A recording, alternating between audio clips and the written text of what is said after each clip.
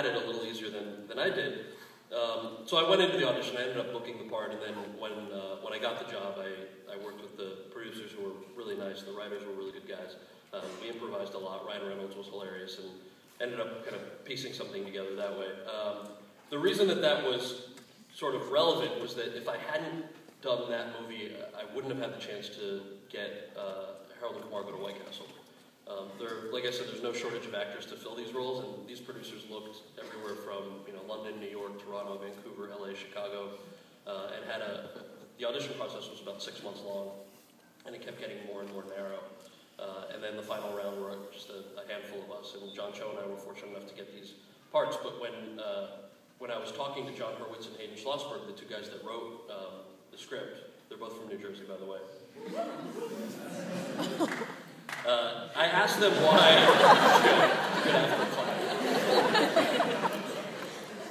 I asked them why, whether they had any problem selling the script and whether anyone told them to change it. And they said, of course. I mean, people told us, why don't you just change it to a black guy and a Jewish guy? And their response was always, well, that's not what this is about. We don't want to make David and Jason go to McDonald's.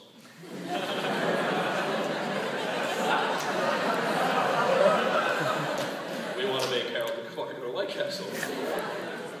And the reason that they wrote the script specifically with the characters' ethnicities in mind, but very little else that was ethnically signifying, was because they had a diverse group of friends, and they thought it was super weird that when they would watch movies, like their Asian and Indian friends would show up to have one beer for like 3 minutes and then disappear from the screen. They're like, that's just not how it is.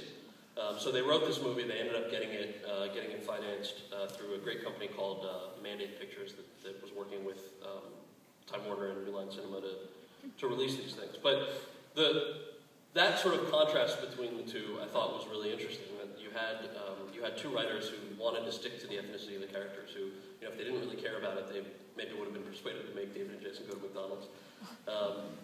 And so I started looking at it through that lens, where I was like, wow, so all of the sociological data, one of the things that bugged me when I was studying this stuff was that there weren't a lot of sociologists who set foot on a film set before. And I loved reading their theory, but I always saw there was a little bit of a gap between the analysis and the practicality. And it's not just entertainment industry racism. I think when you read a lot of the theory, there's the presumption that there's this monolithic entity that you just can't change.